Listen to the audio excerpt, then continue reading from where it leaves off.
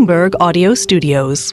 Podcasts, radio, news. Thank you, the Economic Club of Chicago. Thank you, David, particularly. I want to say two things at the beginning. The first is just for the record and for those people watching on television, the Economic Club of Chicago and Bloomberg both invited Vice President Harris to a similar interview about her economic plans that she has declined so far. And second, just to set some parameters about this interview, which I was just discussing with President Trump, we're going to focus on business and the economy. And that's partly because this is a business audience, but it's also because voters insist that the economy is the main issue that matters when they vote. So, on that note, let me invite onto the stage President Trump.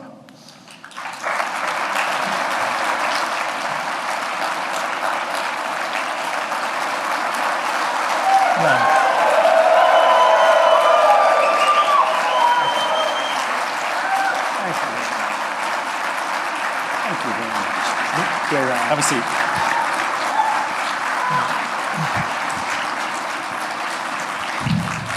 I like that crowd. That's a nice group of people. Thank you very much. Standing ovation. Welcome to Chicago. Thank you. President Trump, thank you for doing this, as we said. And you heard the reception there. The business people of Chicago, like everywhere else, they like a lot of the things you want to do in terms of tax cuts and some of the spending proposals. But like many business people, what they're often worried about is the cost. Mm-hmm. And the Committee for a Responsible Federal Budget, which is a bipartisan outfit, put out some predictions the other day. If you add up all the promises you've made, and your plans would add $7.5 trillion to the debt. Mm-hmm. That's more than twice the total for Vice President Harris. You're on course to push up debt up to 150% of GDP. You know, this is a very business-like audience. Yeah. Why should they trust you with that?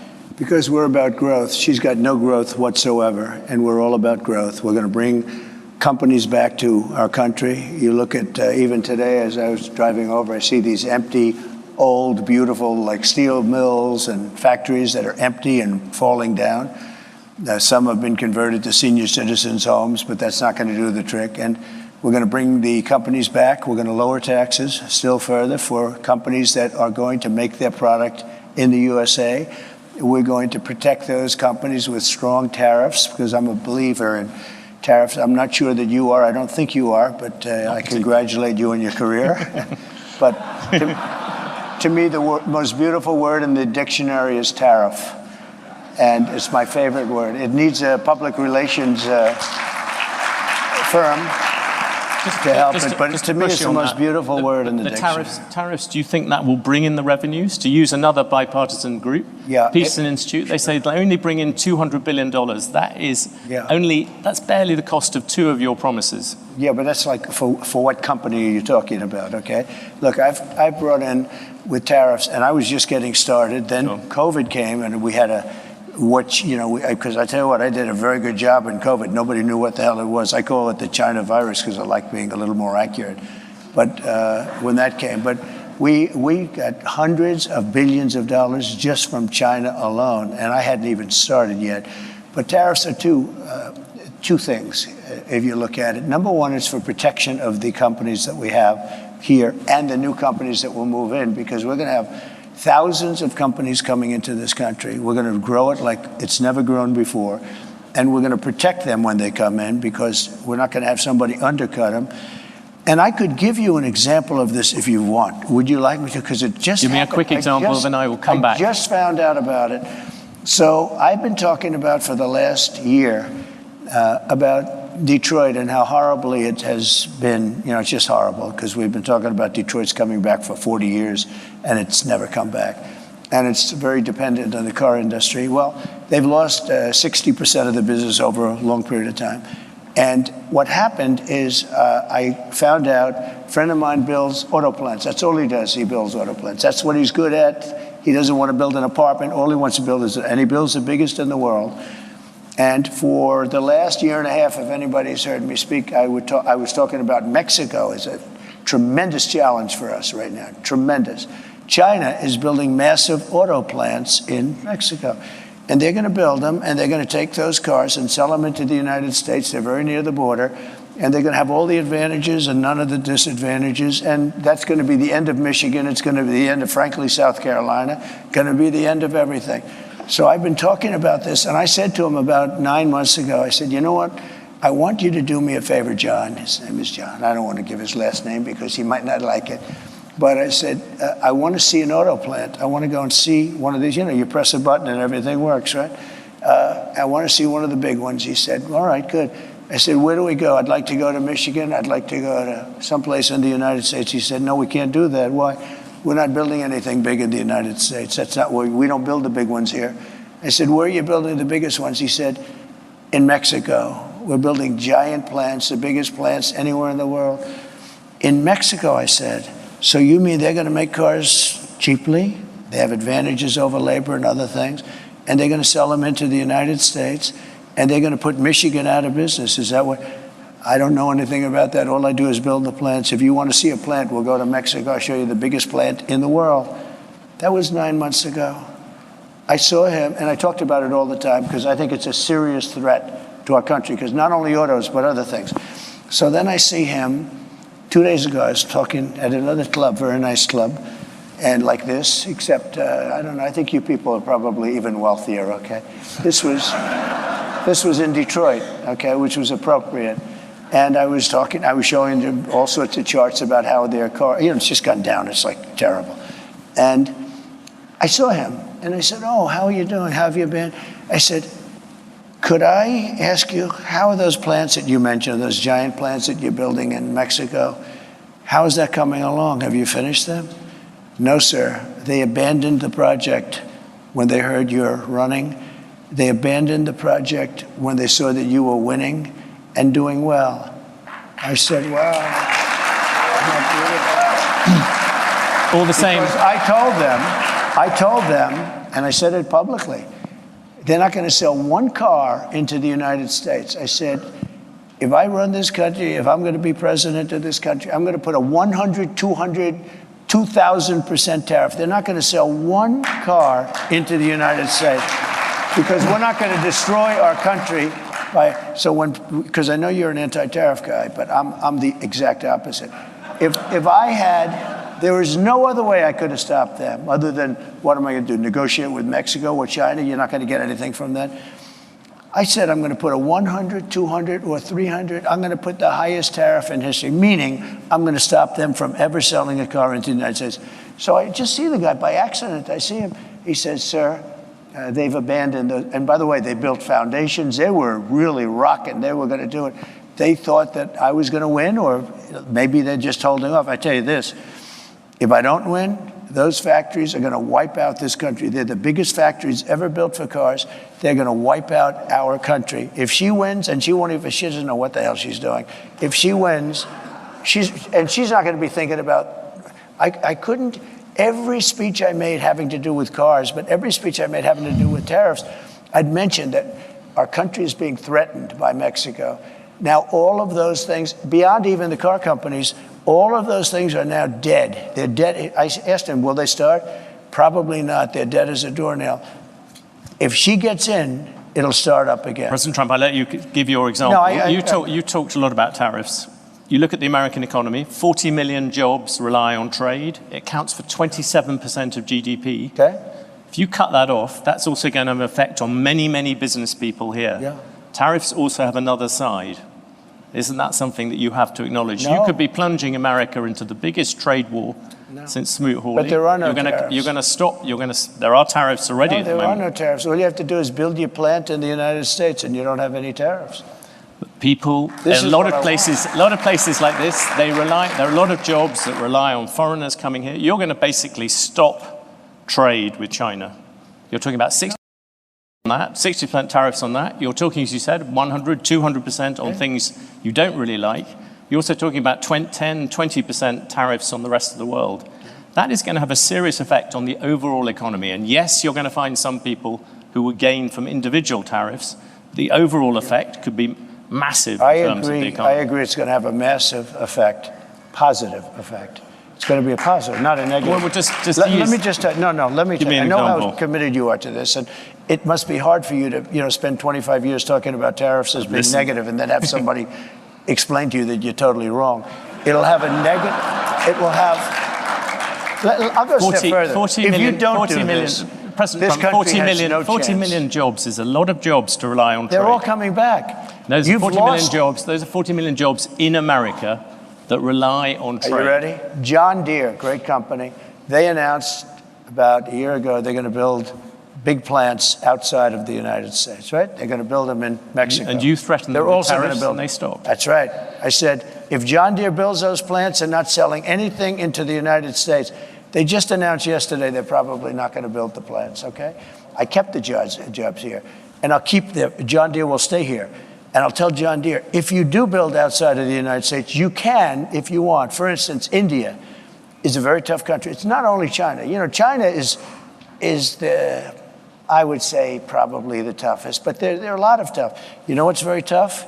European Union. Our beautiful European countries, wonderful, wonderful. If you add them up, they're almost the size of us. They treat us so badly. We have a deficit. I said to Angela Merkel when she was there, she's not there anymore, I wonder why, but when she was there, I said, Angela, how many Chevrolets do we have in Berlin? Why, Donald, you have none. He said, that's right. How many Fords do we have in Frankfurt? I don't know, none. I said, that's right. You know how many cars we have? Mercedes-Benz, BMW, and all of the different Volkswagen, millions and millions of cars. And then I said farm products. They don't want our farm. They don't want anything from us. We have deficits that are crazy. And we're not going to have them anymore. We're going to put tariffs on them, and they're going to do, and you know what they can do? The Mercedes-Benz will start building in the United States. And they have a little bit, but you know what they really are? Assembly, like in South Carolina. But they build everything in Germany, and then they assemble it here. They get away with murder because they say, oh, yes, we're building cars. They don't build cars. They take them out of a box and they assemble them. We could have our child do it. Can we come back? Let's come back to the Europeans in a second. What about consumers? People out there. They're going to be the biggest beneficiaries. Critics say your tariffs will end up being like a national sales tax. Nope.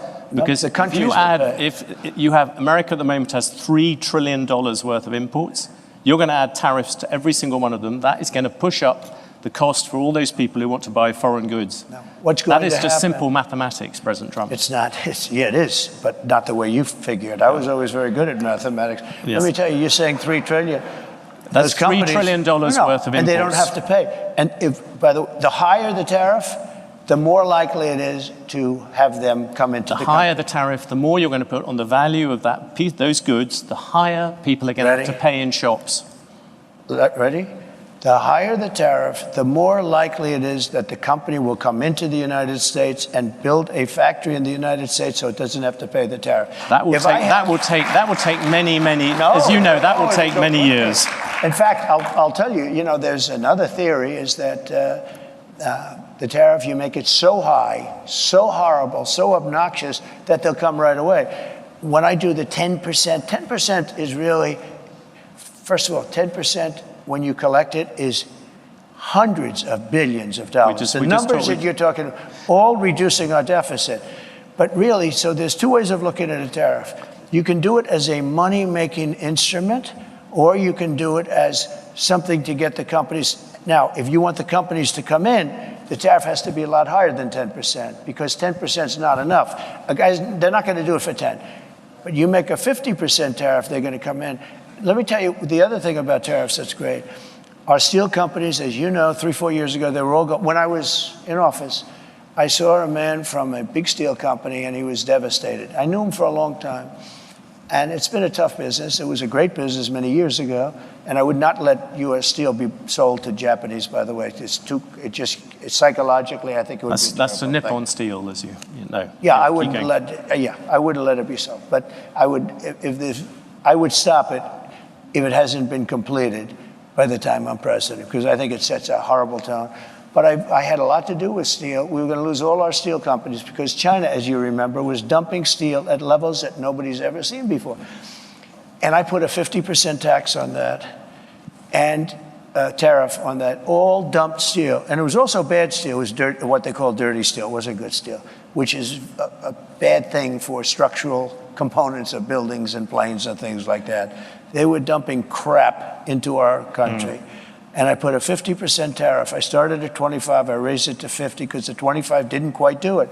I raised it to 50 and that did it. They stopped dumping steel. And I saved our steel mills by having that. We saved it. We saved our steel. Now, what was left, because we've lost so much, but there are certain companies you have to have. There are certain things you have to have. Steel, you have to have. If you go to war, you know, there's a possibility you go to war. I kept us out of war. I was the only president in 82 years that kept you out of a war, except I defeated ISIS, but I inherited that war. There's no wars. And by the way, and I think it's very important, you can go, you know, I call it the weave. You can call it, you have the weave as long as you end up in the right location at the end. But while we're talking about it, we have never been so close to World War III as we are right now. With what's going on in Ukraine and Russia and the Middle East. Well, let's. I had no wars in the whole world. Think of it. And I talked them out of wars. I talked plenty of countries out of wars.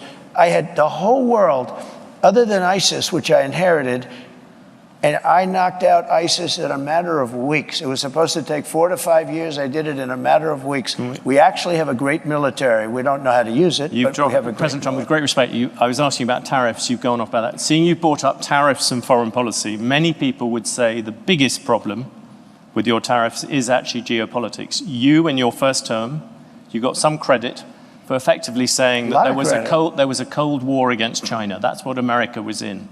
You look at the last Cold War against the Soviet Union, America won it in part because it rallied allies to it. You're talking about slamming allies with 30%, 20% tariffs. Isn't this time you're going to end up trying to rally the West and you're dividing it instead? Isn't that the real problem with tariffs, even beyond all the problems due to the economy, where you keep on bringing up these individual examples, but the overall effect is going to be dramatic? No, the overall answer first about foreign policy. Yeah, I'll do that. How does it help you take on China, turning all your allies against you? Tremendously, because China thinks we're a stupid country, a very stupid country. They can't believe that somebody finally got wise to them. Not one president, Bush, Obama, Barack Hussein Obama, have you heard of him? Not one president, think of it, not one president charged China anything. They said, oh, they are a third world nation, they are developing. Well, we're a developing nation too. Take a look at Detroit. Take a look at our cities. We're a developing nation. We have to develop more than they do. We're way behind them. You take a look at what's happened to our cities. So what I'm saying is my question was about your allies, not about China. You are going to annoy the people you need to rally behind you. But our allies have taken advantage of us more so than our enemies. Our allies are the European Union. We have a trade deficit of $300 billion with the European Union. Our allies are Japan. You know, Abe was a very good friend of mine. He was a great guy, great. And I said to him in Japan, he was assassinated. And he was a great man. He really was. I didn't see too many like him. And he got very sick and he had to take off. And then he was actually making a comeback. He was going to make a comeback and he would have won easily. But he was a great gentleman, handsome, wonderful man, respected by everybody. And I went to him and I said, Shinzo, we have to talk. What? Trade. And he goes, I'll never forget it. I know. I said, what do you know? I knew you'd come to me. Why do you say that? Because I can't believe, I wouldn't tell the story if he was alive, actually. Said, I can't believe how many years it's been that nobody even negotiated with us in America. I said, Shinzo, you have to pay for your cars. You're sending millions of cars. You don't accept a car from us. You don't have one car that you accept, and yet we're selling 3 million, 4 million of your cars. I said, Shinzo, on agriculture, you won't even accept our agriculture. And I renegotiated the whole trade deal from a little disadvantage because I was stuck with a bad deal. I mean, we have trade deals that were so bad that I said, who are the people that are doing it? They're either very stupid or they're getting paid off, okay? It's one or the other. It's very simple.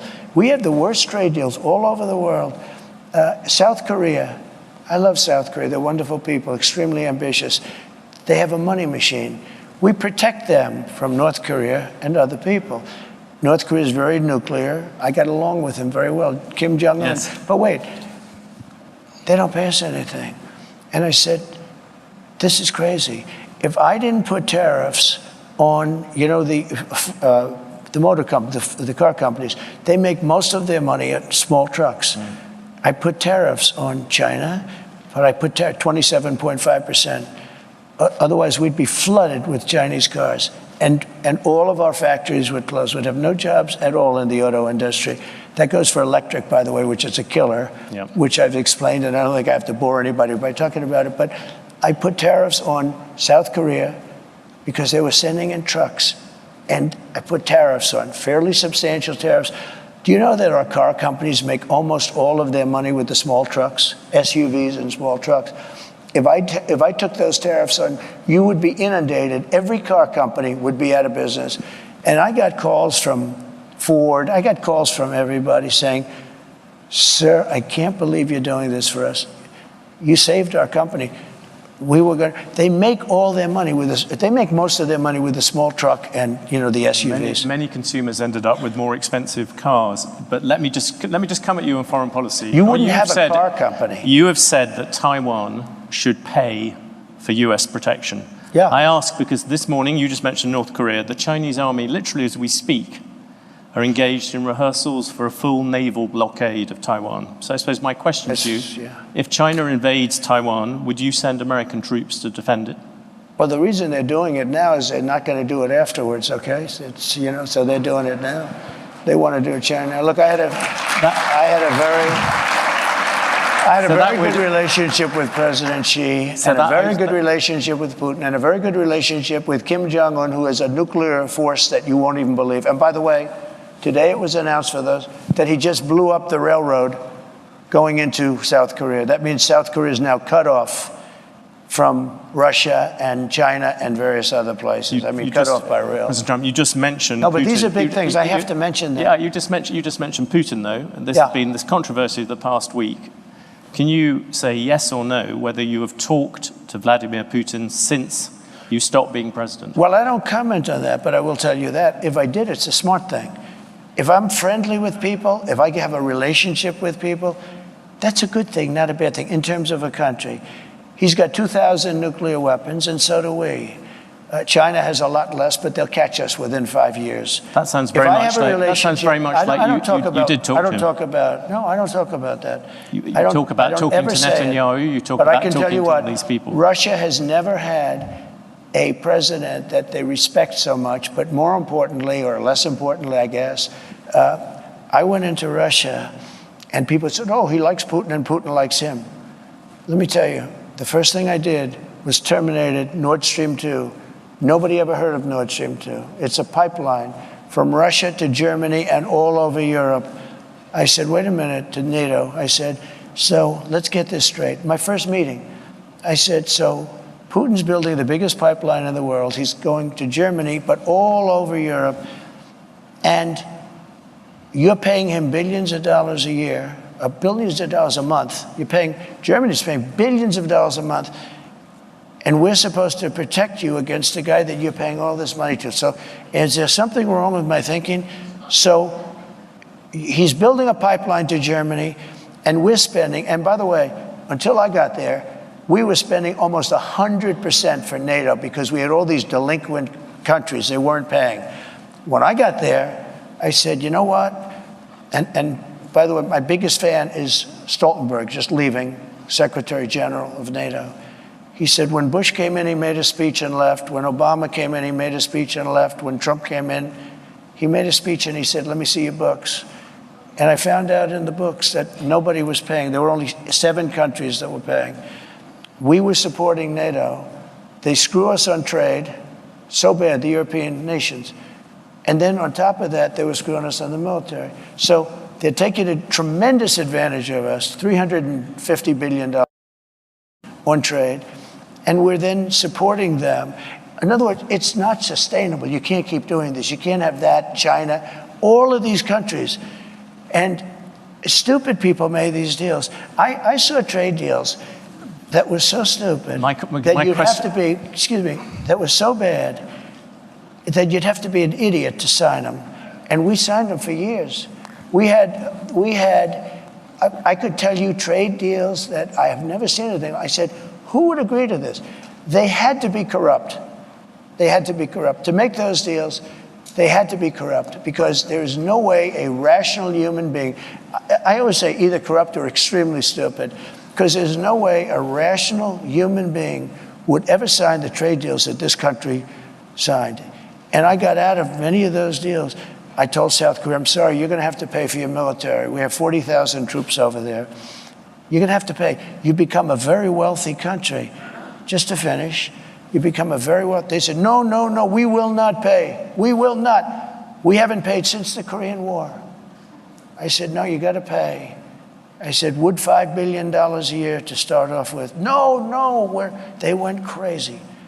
They agreed to $2. I got $2 billion for nothing.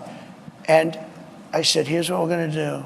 They said, we can't agree to this because we have to go through Parliament. They have the Parliament or whatever their legislature is. I said, that's okay. I fully understand that. Make it $2 billion. But next year I'm going to talk to you again. And I was going to make it $5 billion. And they knew it was coming. The happiest people to see that it was Biden instead of Trump with them, South Korea. You know what they did? They cut off the deal that I made where they were paying us. They backed to nothing because they went back to Biden and they gave it to him for nothing. They were willing to pay. We have 40,000 troops in harm's way, very serious, because you have North Korea is a very serious power. They have tremendous nuclear power. And I said to South Korea, you got to pay. And they agreed to do it. And Biden then cut it back, and it's a shame. And I could tell you 50 deals. And if I were there now, they'd be paying us $10 billion a year. And you know what? They'd be happy to do it. It's a money machine, South Korea. You're going to mention Taiwan. You wanted to mention Taiwan. No, you mentioned Taiwan. You said you would defend them. You also seemed to imply that on Putin, you would not. Putin, you seemed to imply that you had talked to him without actually confirming it. I said I don't comment on those things. What about, can I ask you a particular thing about the dollar? You talked about wars. At the New York Economic Club, you said that if you lost the dollar as a reserve currency, it would be like America losing a war. Yeah. You look at what you're going to do in terms of protectionism, I'll drive countries to use the other currencies, and all that debt is also going to lessen the dollar's status as the world's reserve currency. Don't you worry about that? The dollar is so secure. Your reserve currency is the strongest it'll ever be. And you say that to President Trump. At the moment, there is a thing called the Trump trade in the markets. Do you know what that is? The Trump trade is very simple. People are betting that your policies are going to drive up debt. They're going to drive up inflation. So they're going to drive up interest rates. Are the investors wrong? Yeah, I had 4 years no inflation. I had 4 years no inflation. But that was when you had much. I had 4 years. It's better than that. And Biden, who has no idea where the hell he is, okay? Biden went 2 years with no inflation because he inherited from me. And then they started spending money like drunken sailors. They spent so much money. It was so ridiculous, the money they were spending. They were spending on the Green New Scam. The Green New Deal. You know, it was conceived of by AOC +3. She never even studied the environment in college. She went to a nice college. She came out, she just said, the Green New Scam. She just named all these things. President Trump, the issue at the moment, the markets are looking at the fact you are making all these promises. Latest one was car loans. You're flooding the thing with giving giveaways. But we're going to grow. I was actually quite kind to you. I used 7 trillion. The upper estimate is 15 trillion. People like the Wall Street Journal, who's hardly a communist organization, yeah, but you don't know. They have criticized you on this as well. You are running up enormous debt. What does the Wall Street Journal know? I'm meeting with them tomorrow. What does the Wall Street Journal know? They've been wrong about everything. So have you, by the way. You've been wrong about You're trying to turn this. You're trying to turn this. You've been wrong. No, you're trying to turn this into debate. There are business people. You're wrong. You've been wrong. You've been wrong all your life on this stuff. You've been wrong. Let me tell you about currency. You're going jumping a lot of different subjects. Whilst you're sticking to the subject very closely. Let's stick to reserve currency. That's where you started, right? The reserve currency is under threat because you have Iran, you have Russia, you have China. China's the one that you have to worry about because they want it. Yeah. They want to have the yuan be the thing of power. So here's what I'm doing. Again, I hate to go back to it. If somebody says, and I know countries want to get out because they don't respect our leadership, they look at this guy, they say, you got to be kidding, and she's worse than him. By the way, I never thought I'd say this. She is not as smart as Biden, if you can believe it. This is not what, we had 4 years of this lunacy, and we can't have it anymore. We're not going to have a country left. Okay, currency, very important. Yes. And if you want to go to third world status, lose your reserve currency. We have to have that. We cannot lose it. If you you'll go to third world status in this country because you take a look at the way things are running. If a country tells me, sir, we like you very much, but we're going to no longer adhere to being in the reserve currency. We're not going to salute the dollar anymore. I'll say, that's okay. And you're going to pay a 100% tariff on everything you sell into the United States. And we love your product. I hope you sell a lot of it into the United States, but you're going to pay 100% tariff. He will then follow it up by saying, sir, it would be an honor to stay with the reserve currency. That will be like just playing. That's not even chess, that's checkers. But you don't have listen to this. You don't have other people that can talk that way. A lot of people say, we love Trump's policy, but we would like to have another messenger because we don't like him. He's a little bit crass. And then, actually, it was Lindsey Graham, I must say. He was a progressive, in all fairness. But Lindsey Graham said, but Trump's policy doesn't work without Trump. And there's a lot of truth to that. Macron was going to, nice guy, Emmanuel. He's a wise guy, but he's for France, and we're for the USA. You know this story. He was going to tax American companies doing business in France, a very substantial tax. And I told my people, I didn't even like the companies, but I'm representing American companies. So I said, call Macron and call his people and say, we're not going to stand for that. And I got Mnuchin and a lot of guys, smart guys. If I can finish, I'll go longer if you want. No, I was going to ask you about the Federal Reserve. You got to be able to finish a thought because it's very important. This is big stuff we're talking about. You can't go that quickly. You've gone from the dollar to So let Macron. me just tell you. So I said, no, I'm just telling you basic. It's called the weave. It's all these different things happening. Yeah. So let me just say. So I said to Mnuchin, call him up and say, no way. He did, and he came back to see me. He said, they won't do it, sir, it's too late. I said to somebody else, you call him. Then I said, let me do it. And I called him. And I said, Emmanuel, you're taxing American companies very substantially. You're not doing it with other companies. You must think we're stupid. It's not going to happen. But Donald, I cannot do anything. It's too late. Or it was approved by a legislature. I said, that's okay. Here's the story. Every bottle of wine and champagne that you send into the United States, effective immediately, and I'm signing it as I speak, I'm charging you 100% on every bottle of wine and champagne. They like the wine and champagne, right? Every bottle of wine and champagne that comes into the United States of America has a tax on, starting on Monday morning, this was a Friday, of 100%. And that's better than you're doing, okay? And he said, no, you cannot do that. I said, I've done it. It's already signed. Monday morning goes, may I call you back? Yes, he calls me back in about 3 minutes. We have decided to remove the tax from the companies. I did this all day long, but you don't have, you think Biden does that? I don't think so. Let me ask you a very factual question. The Federal Reserve, you say you don't want interest rates to go higher. You've gone backwards and forwards about whether you want to keep Jerome Powell as chair of the Federal Reserve. His term as chair runs on to May 2026. Would you seek to remove or demote him? Look, I think it's the greatest job in government. You show up to the office once a month and you say, let's see, flip a coin.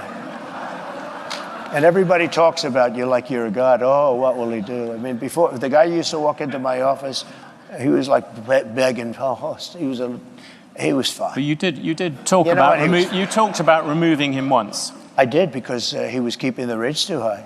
Yeah. And I was right. And you would do that again? In fact, he actually dropped them too much when I did this. Because I said I was threatening to terminate him. There was a question as to whether or not you could. And there was an article in the New York Times, 2 half pages. 1 page said I can do it by lawyers. 1 half page said I couldn't. And that was enough for him. And he dropped the hell out of the rates. He dropped them too much. He went so, he dropped them actually too much. Okay. Here's the story. I think that if you're a very good president with good sense, you should be able to at least talk to him. I don't say make the decision at all, but I've been a very successful businessman. I've done really good, much better. Now people are understanding how good I've done because they're seeing it much better than the fake news wants to give me credit for. Just on the issue of whether you would replace I think I have the right to say, as a very good businessman and somebody that's used a lot of sense, I think I have the right to say that, I think I'm better than he would be.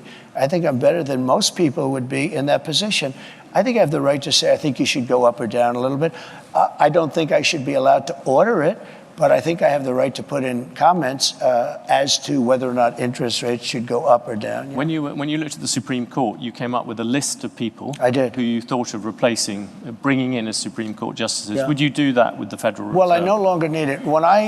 It was a great thing. In fact, a lot of people said I got elected because of that. I was an unknown quantity. I was very known as a business guy, but I wasn't known as a political person or the leader of a country. And people were very worried about, actually they were worried, am I going to be liberal, if you want to know the truth? And somebody said, would you come up with a list of 20 or 25 justices, in this case mostly judges, that you'd put in case it were necessary? Now, it's amazing because I got 3 in 4 years. Most people get none. Because, you put them in the young. You tend to put them in young. Only stupid people put old. You don't put old in because they're there for 2 years or 3 years. You're a 78-year-old man running for president. 3. A lot of judges, a lot of presidents get none. I got 3. And I think they've been 3 great choices, too, by the way. But just on the Federal Reserve, by the way, I think they have been really great choices. But I got 3 judges, and you know what they want to do? They want to now put up to 25 justices into the Supreme Court, the radical left, and that can't happen. So I think I've done a great job on putting in justices and 300 judges, and that made a tremendous difference in the country. I was a little lucky because Barack Hussein Obama did not get his judges approved, a lot of them. So I ended up with 125 judges before I got there. So most presidents don't even get to put a Supreme Court judge in because there's 9, and they're there for a long time. Most of them are there for a very long time. And I got 3, which is a very unusual situation. I got 3 in 4 years. Maybe we can change the subject to technology, seeing you wouldn't answer about the Federal Reserve. The US Justice Department is thinking about breaking up Alphabet, as Google likes to be known now. Should Google be broken up? I just haven't gotten over something the Justice Department did yesterday, where Virginia cleaned up its voter rolls and got rid of thousands and thousands of bad votes, and the Justice Department sued them that they should be allowed to put those bad votes and illegal votes back in and let the people vote. So I haven't gotten over that. A lot of people have seen that. They can't even believe it. The question is about Google, President Trump. Yeah, look, Google's got a lot of power. They're very bad to me, very, very bad to me. I mean, I can speak from that standpoint. They only have bad stories. In other words, if I have 20 good stories and 20 bad stories, and everyone's entitled to that, you'll only see the 20 bad stories. And I called the head of Google the other day, and I said, I'm getting a lot of good stories lately, but you don't find them in Google. I think it's a whole rigged deal. I think Google's rigged just like our government is rigged all over the place. You would break them up, in other words? I'd do something, but you have to have, look, I give them a lot of credit. They've become such a power, and you got to give them credit for that. How they became a power is, really the discussion. At the same time, it's a very dangerous thing because We want to have great companies. We don't want China to have these companies. Right now, China is afraid of Google. Right now, China is a very powerful, very smart group of people. I will tell you that from very personal experience. There's an example of a Chinese tech company at the moment, yeah. TikTok. Yeah. You initially wanted to ban TikTok. Now you like it, apparently for some reason to do with Facebook. Yeah. There is a decision coming up, if you became president, its Chinese parent would have to sell it, I think it's by January the 19th. Would you force them to do that? So I originally had it all done, and then I said to Congress, your decision. I said, I'm not going to, pull any strings, nothing. Your decision. You make it. But I had it all done, and I said, you make it. And they decided not to make it. I didn't care if they made it or not, because to me it was a flip of a coin. You have some real First Amendment problems. You have a lot of problems. You just talked about Chinese technology, the need to defend against it. Yeah. TikTok and the threat people see to many kind of American children and things like that. Yeah, but why do you no longer see TikTok as a security threat? I think it is a threat. Frankly, I think everything's a threat. There's nothing that's not a threat. But sometimes you have to fight through these threats. You can't just, like Google. I'm not a fan of Google. They treat me badly. But are you going to destroy the company by doing that? If you do that, are you going to destroy the company? What you can do without breaking it up is make sure that it's more fair. They do treat me very badly. Oh, and he told me, no way, you're the #1 person on all of Google for stories. I mean, which probably makes sense, to be honest with you. I actually believe most of them are bad stories, but these are minor details, right? And it's only bad because of the fake news, because the news is really fake. That's the one we really have to straighten. We have to straighten out our press, because we have a corrupt press. That's the one we really. Can I ask you about Silicon? I was in Silicon Valley recently. You talked to the tech bosses there and the tech people, and there seems to be a real fear that what you would do with tech is you would hand it over to Elon Musk and say, you sort it out. No, I have great respect for Elon. Look, I saw that rocket ship come in yesterday and go right back to where it took off, to the gantry, I guess they call it. And I said, what the hell? I was on a phone talking about probably politics, and the television's on, and I'm seeing this big thing where the white paint was burned off it from the thousands of miles an hour, the heat. And I see this big, massive tube that's 10 stories, 20 stories tall come down. I told the person on the phone, wait a minute, I'm seeing something I don't believe it. Neither does anybody else here. And I said, wait a minute. I forgot the guy was on the phone. He waited for a half hour. And I watched that come down.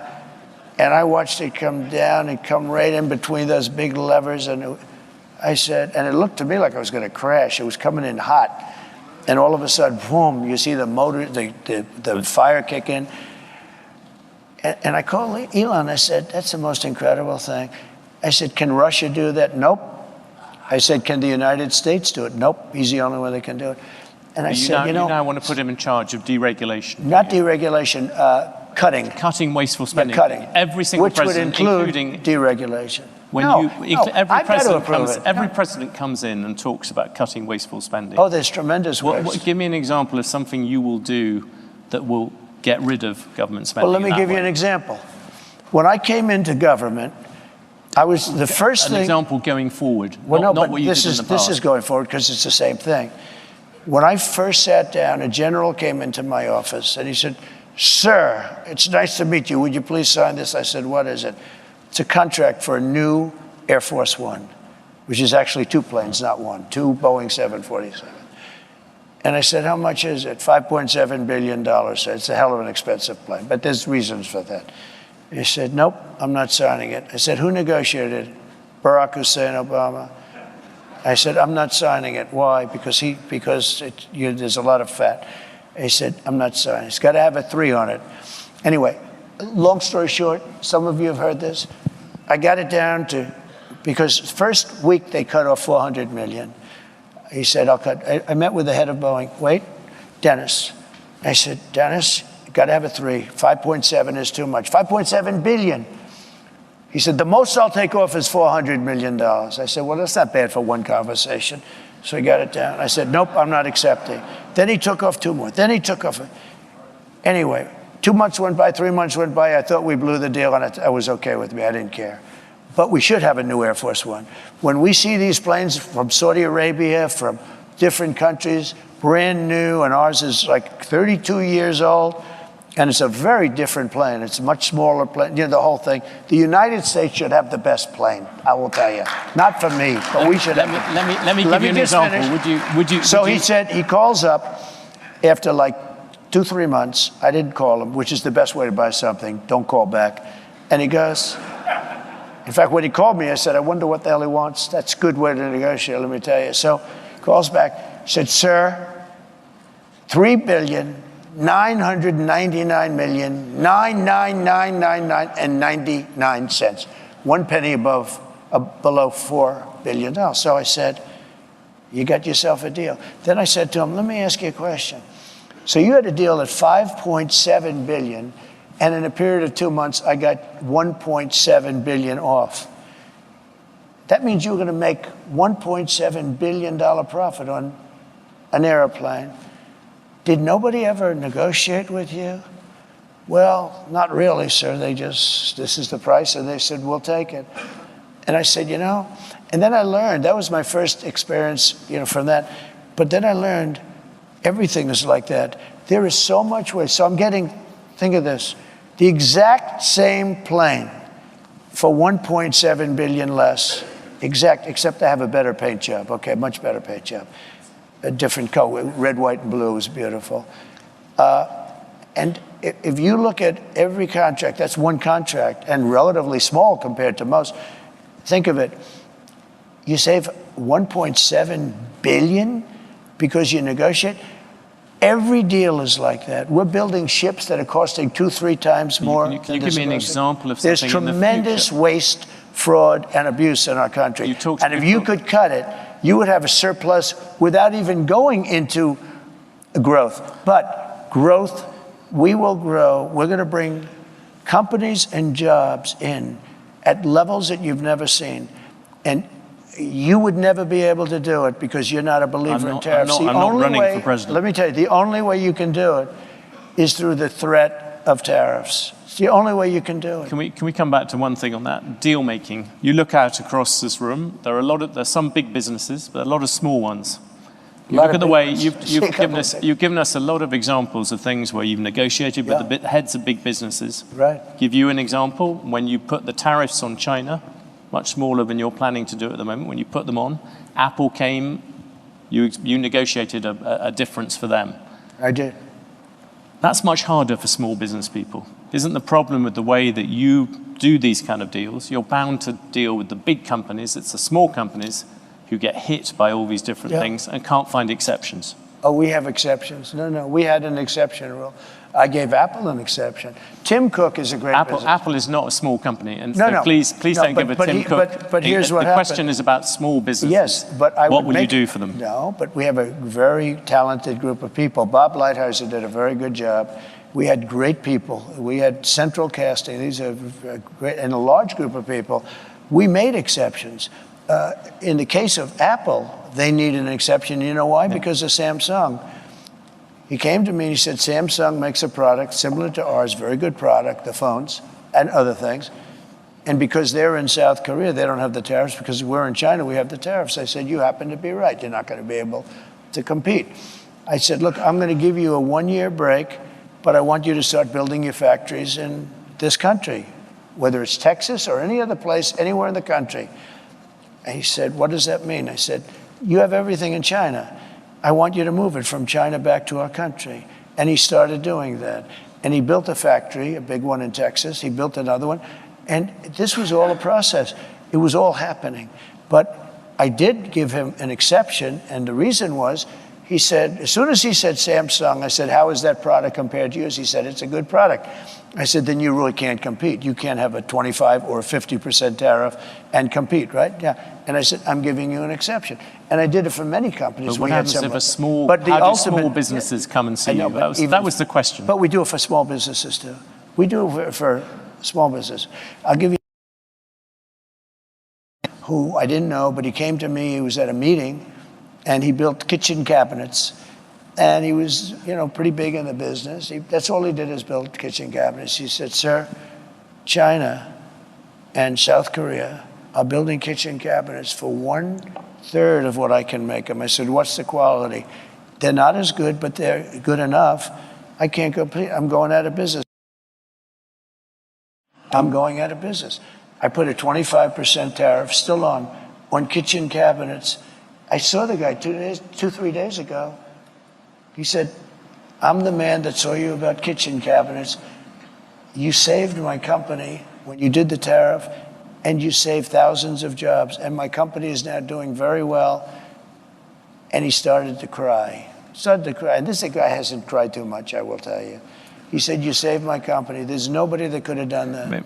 Maybe I can ask you then about something else. Yeah. Business people here in this room, business people, capital markets, they all like the rule of law. They like certainty. The Chinese, who you mentioned, other dictators, right? They don't like it when things go wrong. They like it when things go wrong in America. If you look at the events of January the 6th, 2021, it showed to many people America's democracy was unruly and violent.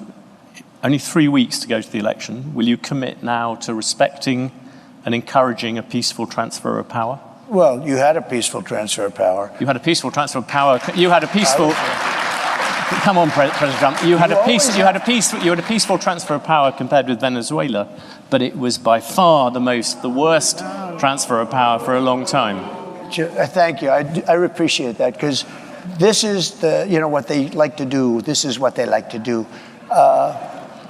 Question, President Trump, is would you respect the decision? When I found out about this interview, I did a little check. He's a man that has not been a big Trump fan over the years. So I had a choice. Do I do this interview or not? I'm glad I did it. But do I do this interview, or do I disappoint a lot of people? Because I know a lot of people in the audience. But his view is very different than mine. Let me just tell you. I'm asking you a question, President. We had a term, peacefully and patriotically. These were people. If you think an election is crooked, and I do, 100%, if you think the day it comes when you can't protest, you take a look at the Democrats. They protested 2016. They're still protesting it. Nobody talks about them. But if we protest, we want to have honest elections. You think the last election was honest? All the times it went to courts, the courts sided with the other. They went to court, and the courts all said, you don't have standing. Nobody had standing. And it's hard, frankly, after an election for a judge, but they all said nobody ever had standing. But the facts, if you take a look, I'd show you hundreds of pages of facts.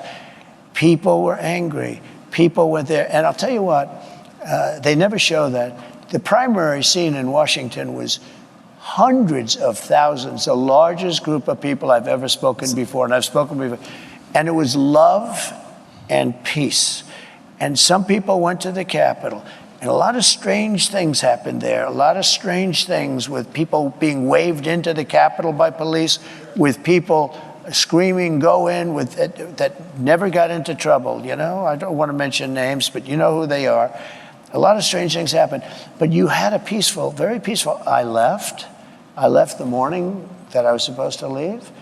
I went to Florida, and you had a very peaceful transfer. This was not and I'll tell you what, those people that did go down, which was a tiny fraction of the people that went to Washington. I mean, you're talking about a very, very small, because hundreds of thousands of people, and I don't know what you had, 500, 600, 700 people go down to the Capitol.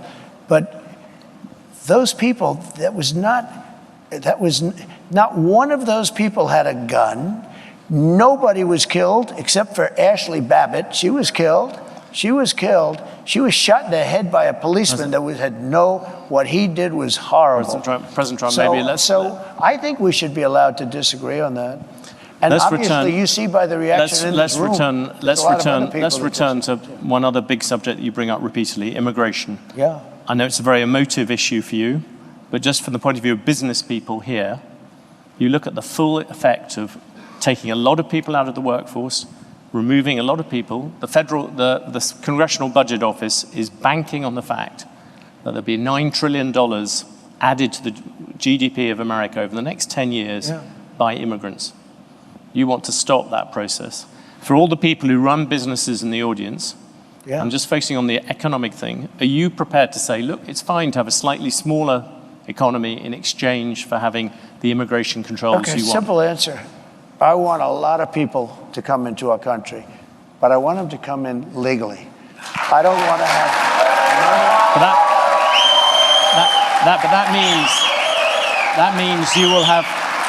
That means you will have to deport. You know, you are talking about deporting 11 million people. That is a lot of people to take out. It came out last week that 425,000 people are horrible criminals at the highest level. But it came out that 13,099 were let in during their administration. They tried to say it longer, wrong. Over the last 3.5 years, 13,000 plus people came in, murderers. They're in jail for murder. Some were having the death penalty. They were all released into our country. 13,099 people were released into our country. We had drug dealers released. We had street gangs released. Look at what's happening in Aurora. But now I don't have to go with Aurora anymore.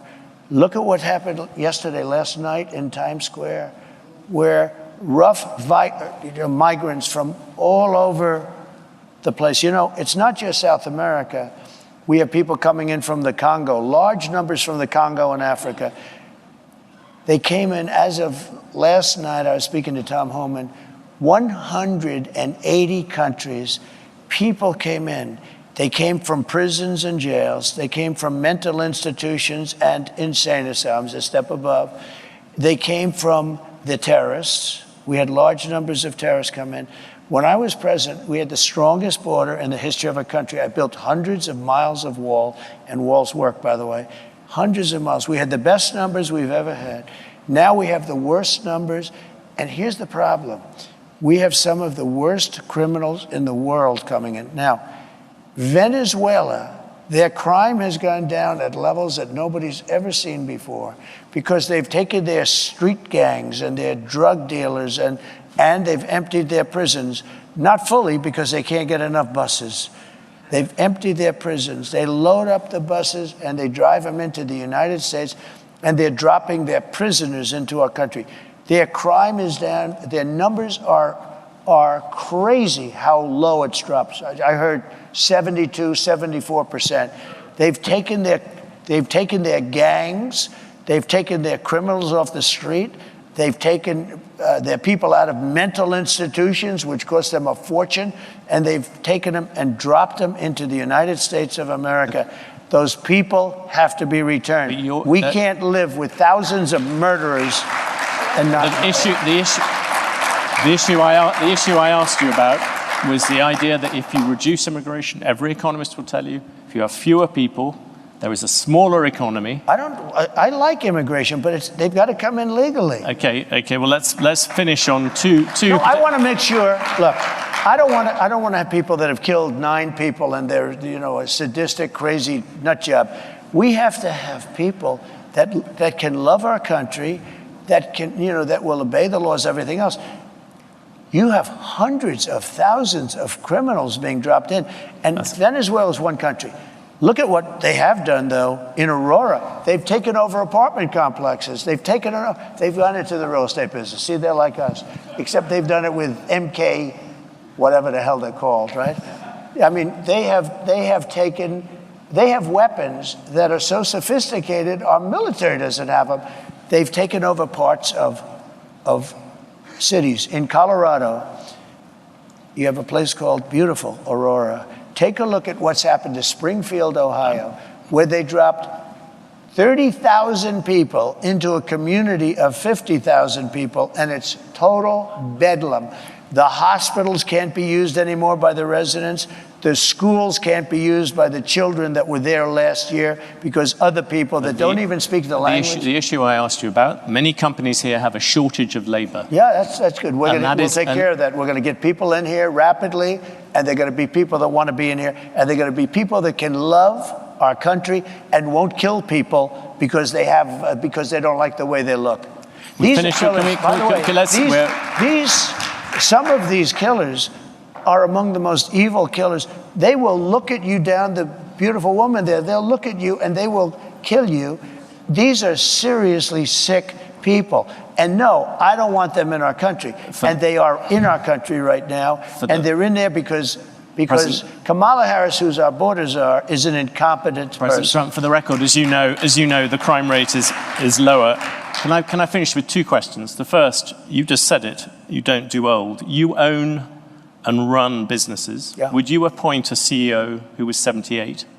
And you didn't give you a medical? Yeah, I would. Depends on this. I've met people like Biden, who's in bad shape. I wouldn't appoint him. He's 81 or 82. He's 4 years older. But I'd appoint, I know some of the smartest people I know. I know a man that made all of his money from the time he was 80 to 90, and he was a failure all his life. He was in the drinks business. Strangely, you didn't bring this up but you were running against Joe Biden. No, I never attacked him for his age. In fact, I used to defend him on his age. I attacked him for his lack of competence. I've asked you all these questions. By the way, because I think it's important, and I know you do too, I know so many people in their 80s that are among, Bernie Marcus is 95, he founder of Home Depot. You have the conversation with him. He's just as sharp as mentally, he's just as sharp as he ever was. He's 95. I could tell you that in their 90s, I don't want to get into the 90s stuff, but you know what? I know many people in their 80s. I know guys in their 80s that won't leave the company, like family companies where they don't want the kids to take over, because they're much more competent than their kids. I know them both, right?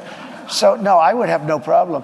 And you do have another factor. You know, we've had some of our great... On the Supreme Court, you just said you don't do old. Some of our great world leaders are in the 80s. And if you look throughout history, some of our greatest world leaders were in their 80s. No, that would bother me. But, you know, I took 2 cognitive tests, and I aced them both. I think that, frankly, people, regardless, should take, if they're 50 or 40, I think people should take cognitive tests, not because of the age, but because of something else. Now, here's the problem. They say it's unconstitutional, okay? But I would love to see cognitive tests. I don't think she could pass a cognitive test. I mean, I've watched, I don't think she could pass a cognitive test. President Trump, you've gone over many issues on this.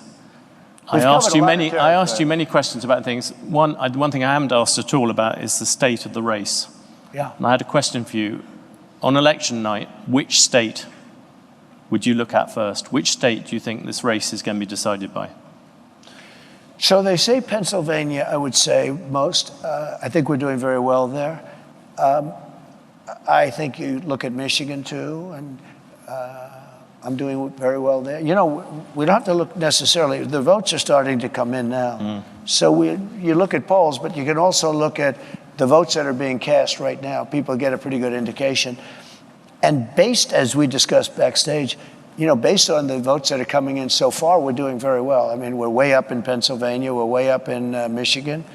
We're doing very well in Arizona. I saw Arizona. In fact, somebody said they're going to pull the plug in Arizona. They're going to give it up because it looks like we're quite a ways ahead.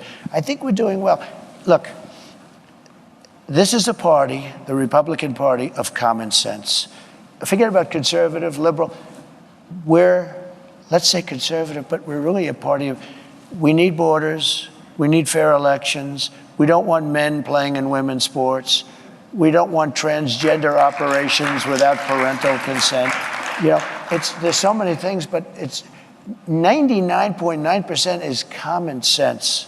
It really is common sense. And I like to say it, I don't know if anyone said it in the past, but I say we're really a party of common sense, and we want to have great people in our country. I want to have a lot of people come in so that you have your choice and so that they have choice. I want to, you know, I have a good heart. I have a heart where I want people to be taken care of, but I don't want to take in people where millions of people, 21 million people at least, have come in the last 3.5 years, unvetted, unchecked.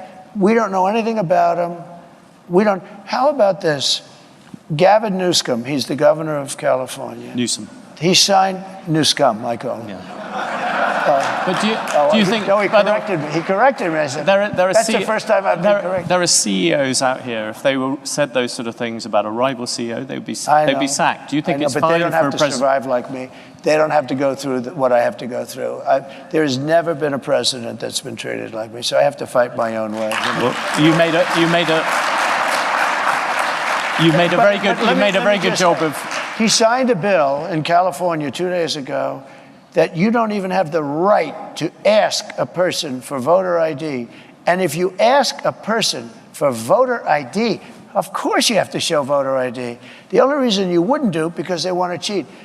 The bill says you cannot, it's against the law for you to ask a person, may I please see your voter ID when he votes? What is our country coming to? Well, you've given us a tour d'horizon of where that country might be going to. Thank you very much, President Trump. Thank you very much. Appreciate it. Thank you very much for the conversation.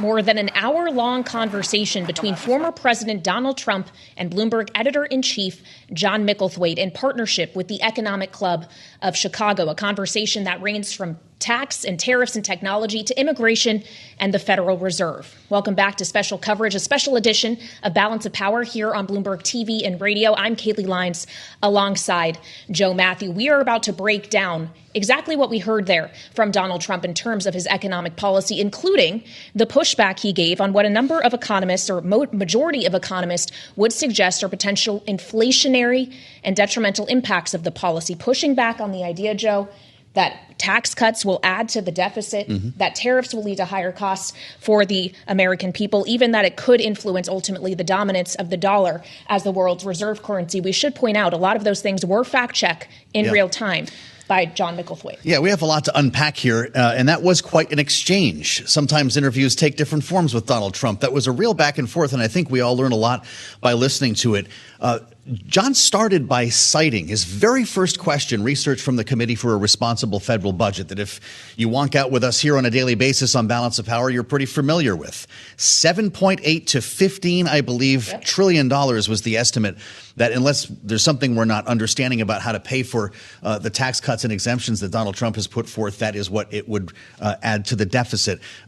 Donald Trump wasn't having any of that, Kaylee, and that's nothing new in this case. Yeah, continually pushing back on, again, what the majority of economists would agree would be the economic impact of his policies. So we want to turn now to an economist. Bloomberg Economics' Anna Wong, who leads our U.S. economic coverage, is here with us in our Washington, D.C. studio. So, Anna, you, of course, have done analysis on what the policies of not just Donald Trump, but Kamala Harris could mean for the U.S. economy. When he says things like we're all about growth, that companies will only be protected by stronger tariffs. Is that really how it's going to translate economically if these things become reality? Yeah, so I think he simplified his own policy impact a little bit. So if we looked at his tax policies, which is all about tax cuts, lowering corporate tax cuts, of course, those would be all economic models would say generally in the short term, it would boost growth. That would be where the growth enhancing would come from. But there's a cost to be paid for that, and which is that over the long term with higher fiscal debt to GDP ratio, that would raise interest rates. And in 10 years, those benefits, which you see in the first 2 or 3 years, would dissipate. Also, in terms of tariff policy, he mentioned a lot about how tariffs would bring back jobs to the country, and that's pro-growth. So I think it's important to know that it's true. Economists were wrong in his first administration, that all the inflationary impact most economists estimated were overblown. But, the economy adjusts to tariff in two ways, either through higher prices, if firms can pass through those prices, or through lower investment and lower growth. And in his first administration, what happened was it didn't translate into higher prices. However, it did translate into lower growth due to trade policy uncertainty. We've had conversations on this program, in fact, quite recently. Today, Joe Lavorgna was on. Before that interview, Scott Bessent was on a couple of days ago. They returned to the theme of looking at this as a whole, that each proposal taken in a vacuum is not going to add up to what the former president is seeing here. When you actually do that, when you combine the tariffs with the tax proposals and drill baby drill, his idea of lowering energy costs to lower inflation across the board. Do you see it any differently?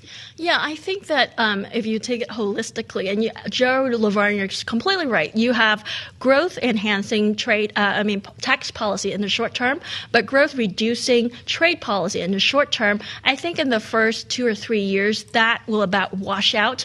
The effect will be slightly negative over a 10 years period. Mm-hmm. Anna, thank you so much for being with us. Bloomberg Economics' Anna Wong, keeping us honest on some of the issues that we talked about here. And we want to turn from the economy to politics. Of course, it's pretty hard to remove the two, so we'll do both with our signature panel. Rick Davis, partner at Stone Court Capital, alongside Jeannie Sheehan Zaino, political science professor at Iona University, senior democracy fellow at the Center for the Study of the Presidency and Congress. Rick, you said this was going to be a spirited conversation, that this might be the most challenging interview that Donald Trump would have for the rest of the cycle. I think you might be right.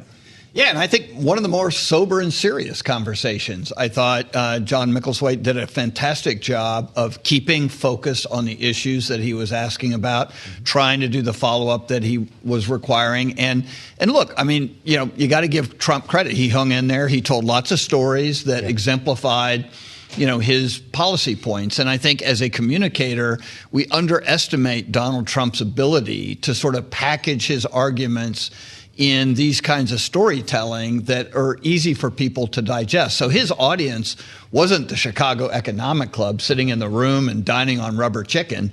His audience were, blue collar workers in Michigan and Pennsylvania and Wisconsin who, when they hear these stories, they can actually understand the economic points that he's making. But if part of his audience here, Jeannie, was in Michigan, he again attacked Detroit, as we saw him do in Detroit just a few days ago. He's going to be back there later on this week. He called it horrible, talking about how it hasn't recovered. Of course, it did declare bankruptcy back in 2013, but it has seen a recovery since then. In fact, the city just announced earlier this year it grew in population between 2022 and 2023 for the first time since 1957. How does that play in a state which ultimately could have a hand in deciding this election?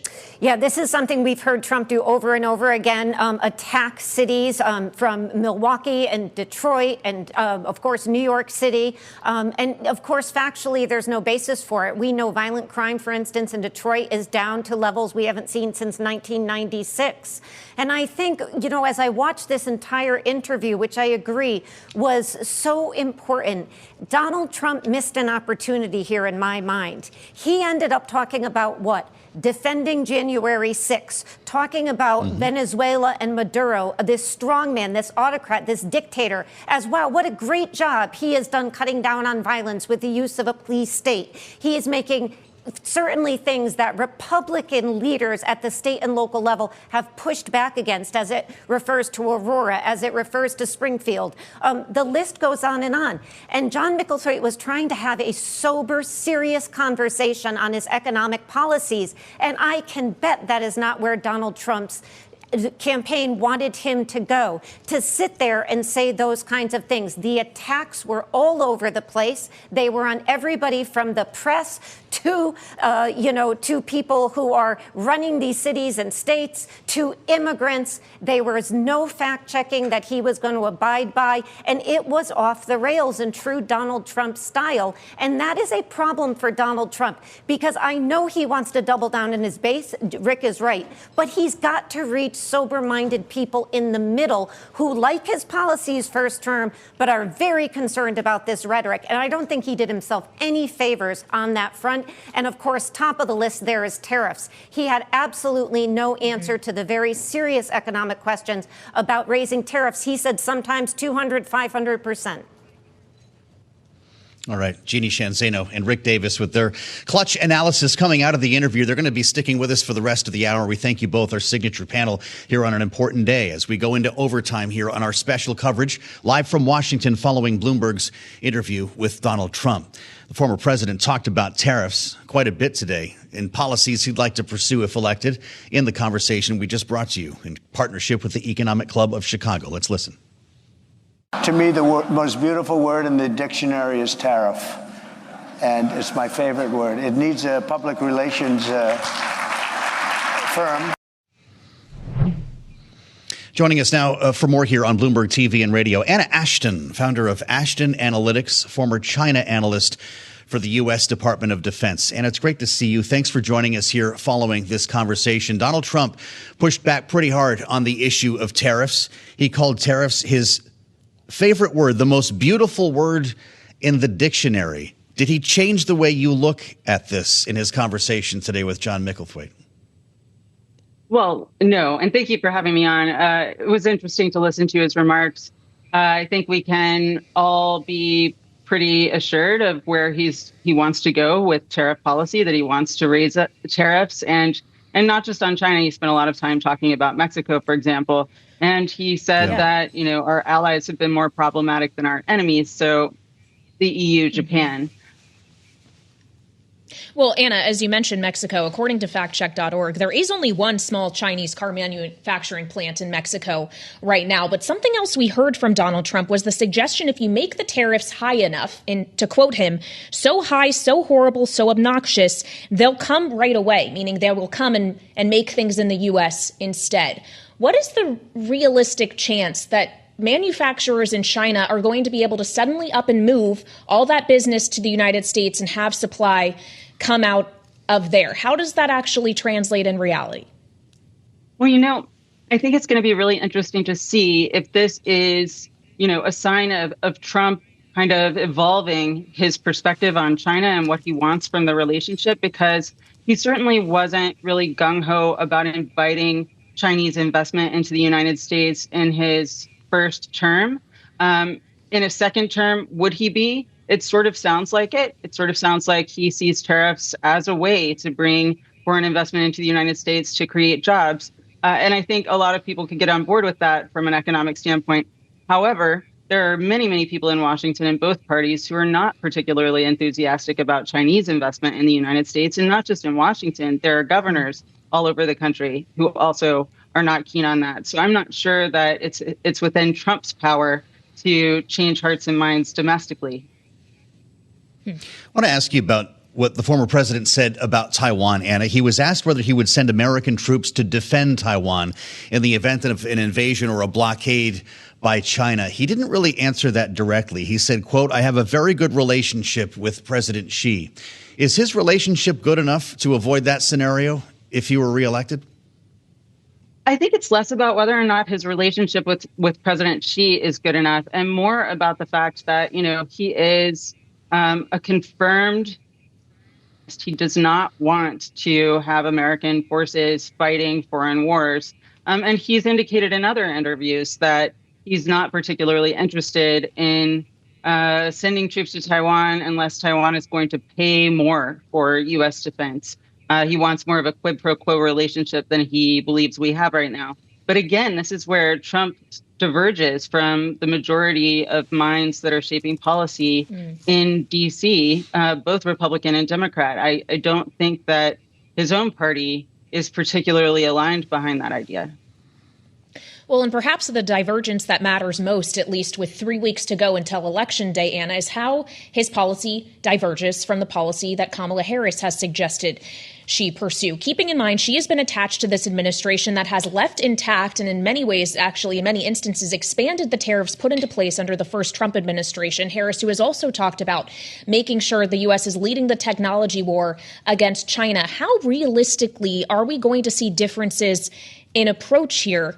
And is it just a matter of scale, if you will? Maybe not tariffs of the kind Donald Trump is talking about, but tariffs all the same. I certainly think we're going to see tariffs all the same. But, the Biden administration has, with its increase of select tariffs in the last month, made clear that they're interested in taking a more targeted approach. And, that is overall the impression I'm getting from Harris's talking points. So I think that, yes, we will see continued tariffs. We will see a continued emphasis on industrial policy as part of the effort to make the United States more competitive with China and ensure U.S. competitiveness going forward. But I don't think that a Harris administration would be interested in the kind of across the board tariffs on everything from China and things from everywhere else that Trump seems to be enthusiastic about. Great to have you with us today, Anna. Thank you. Anna Ashton is founder of Ashton Analytics, former China analyst for the U.S. Department of Defense. Just the voice we needed today. We thank you again. And joining us now is Democratic Congressman Sean Casten of Illinois. He serves on the House Financial Services Committee and brings the voice of a Democrat to the table here. Congressman, it's good to see you. Welcome back to Bloomberg TV and radio.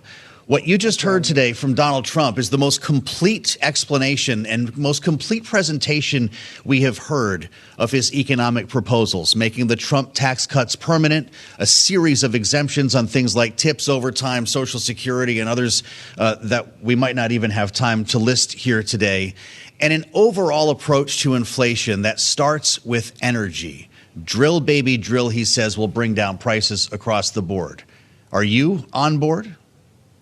Well, look, it's hard to follow a lot of that because so much of his representations of the economy were just flat wrong. We've seen surges in foreign direct investment over the last 4 years. We've seen almost a doubling in manufacturing investment in the United States over the last 4 years. Yes, there's been inflation, but slower than all the other countries in the OECD. We've had record-setting job creation. This is an economy to celebrate, and he seemed to be focused on bad-mouthing it. But I want to just talk about the energy piece for a moment. In April of 2020, under Donald Trump, the price of oil collapsed because of COVID. Trump responded by calling the Saudis and threatening to pull all military aid out of Saudi Arabia unless they curtailed production to raise the price of oil to protect U.S. oil producers. He has always put the interests of producers over the interests of consumers. And when you're talking about drill, baby, drill, we are using a lot less coal than we used to in the United States. We've had basically no growth in oil. That's because we've invested in efficiency, we've invested in renewables. The person with a solar panel on the roof is not paying for electricity anymore. What Trump is pushing for is not lowering costs for consumers on energy, but raising prices to energy producers. He's done that consistently, and let's not pretend it's something else. Well, Congressman, as we consider this is a plan he says ultimately will lead to lower inflation, let's talk about inflation and who all has a role in combating that, because obviously the Federal Reserve is part of that game, too. Donald Trump was actually asked about the Fed and the influence the president should have on it in this conversation. Let's remind ourselves of what he said. I think that if you're a very good president with good sense, you should be able to at least talk to him. I don't say make the decision at all. Congressman, what's your response to that? I guess you have to really love the economy of the 1890s to want a non-independent Fed and a massive tariff policy. Jay Powell, I don't agree with Jay Powell on everything, but Jay Powell has done a masterful job, as he should, of staying above politics. The idea of an independent Fed is that, as your viewers know well, right? Sometimes it's not politically wise to do the right thing for the economy. Interfering with that is a really, really dangerous path to go down. And we've been there in our past, right? There was a point when we didn't have an independent Fed. Those weren't good times for the U.S. economy. Well, with that said, where is the economy going to be here, in your view, when the next president takes office, Congressman? This is something that we ask a lot of lawmakers and economists here, knowing that we're seeing, or at least feeling, some concerns tied to a slowdown here. Obviously, interest rate cuts are part of the picture, which some could suggest benefit the incumbent. In this case, I guess we could call that incumbent Kamala Harris. But what's your view about where we're going to be in January when you come back to Washington?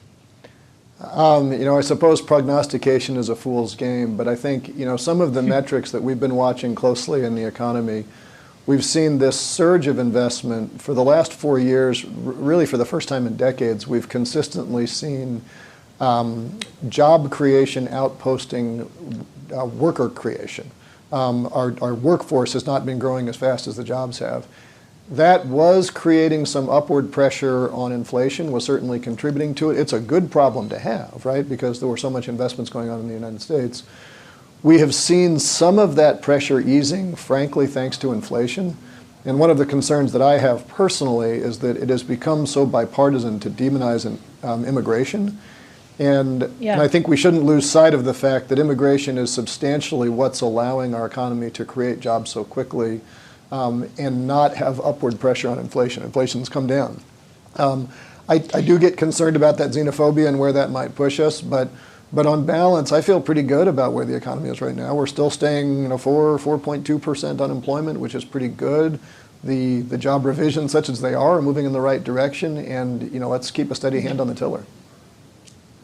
Congressman, we just have a minute left here, but it was brought up in this interview and again in our conversations afterward, the deficit impact potentially of Donald Trump's plans. And the median estimate from the Committee for a Responsible Federal Budget, it's $7.5 trillion. Harris's is lower. Yes, $3.5 trillion is their base case, but that still does add to the United States' burden. How do you defend some of those policy ideas, knowing the fiscal impact they could have? Yeah, look, I think it's a real concern for all of us that the deficits keep going up. Any serious conversation about the deficits, has to talk about, we have Social Security, Medicare, and the military. That's the overwhelming majority of what's there. And if we decide politically we don't want to touch those three, then we have to talk about the revenue side of the equation. What is the single most important thing we can do that still gives people the dignity they deserve in retirement and still keeps the United States as the leader of the free world is to fully fund the IRS. The head of the Trump IRS told us that the under collection of taxes that are due but not collected, reaches almost $1 trillion a year. You can go a long way towards cleaning that up if we get there. Trump is not wild about that. He's a guy who's obviously been found guilty of tax fraud, but we have to fund the police, right? We have to fund the IRS's ability to go out and make sure that we collect. And if we do that, we create a ton more headroom, and I think then we can have a conversation around, well, if we tweak this tax this way or this tax this way. But it's a purely academic conversation if we're not actually collecting the taxes anyway. And remember, these things are over 10 years when the CBO does these forecasts. $1 trillion a year is $10 trillion over a 10-year forecast. Mm-hmm. Let's get it done. All right, Congressman, appreciate your time this afternoon. That is Democratic Congressman Sean Casten of Illinois, member of the House Financial Services Committee. We appreciate it. We're continuing to analyze Trump's comments made just moments ago during an interview with Bloomberg editor-in-chief John Micklethwait. We should note, as John noted, Kamala Harris has been invited to participate in a similar conversation. Back with us now for final thoughts is our signature political panel, Rick Davis of Stone Court Capital and Jeannie Shanzano of the Center for the Study of the Presidency and Congress. I don't know how many more interviews, opportunities like this there will be in the next 3 weeks, Rick, because that's all the time that is left. How many more conversations do you expect Donald Trump to take part of through traditional media means like this when he's been going on podcasts, as has Kamala Harris, other means of reaching out to voters? Yeah, I think they've both been in the bubble, right? So they'll do interviews with friendly outlets. And Donald Trump has been more aggressive in spending time on his friendly outlets than Kamala Harris has. But as we talked earlier in the show, Kamala Harris has a very big interview tomorrow with Bret Baier on Fox, taking herself out of the bubble, putting herself in an environment, frankly, probably the equivalent of what we just saw today at the Chicago Economic Club. And so I don't think you're going to see much more of that. I would be surprised if Donald Trump wants to re-up on another deal like he did today. And at the same time, without these presidential debates, we don't really have any way of scoring where we think the presidential candidates are right now. And this is the time when a lot of American voters are making up their minds in the last instance. In other words, I'm ready to vote now. Who's it going to be? And there are still, I know it's hard to believe after the long slog we've been through, there are still voters trying to figure out who they want. And I think these kind of events help dictate that. Remembering, of course, and you remind us of this a lot, Rick, some people are already voting and have already voted with early voting and absentee ballots in the mix here. Jeannie, what do you think about what Rick just said? Does Kamala Harris need to respond to what Donald Trump said today? I think she should. I think these are exactly the kind of forums, I agree with Rick, in which we need to hear from these candidates, and both of them. And I give Donald Trump a lot of credit for sitting down with a one-on-one interview and taking some tough questions. And I think people should go back and listen carefully to what he said. I mean, he talked about everything from not wanting to appoint judges who were too old. And when John asked him, well, you're 78, he said, no, that was justice. Right? He talked at the end about Republicans himself being a party of common sense. And yet common sense questions like, if you decrease taxes and you don't cut spending, how do you pay for that? He sort of poo-pooed a lot of that, to use a very formal word. So, I think people should go and listen to what he had to say. He talked about how he weaves, and he certainly weaved a lot today. And the one that really sticks with me is the one about the Fed. For anybody who wants Donald Trump to have some voice in the Fed, then think about, would you want that if it was a Democrat? Because historically, that is very problematic for democratic economies. Mm-hmm. That's Jeannie Sheehan Zaino alongside Rick Davis, our signature panel today. Thanks, both of you, for being with us as part of our special coverage here on Bloomberg TV and radio.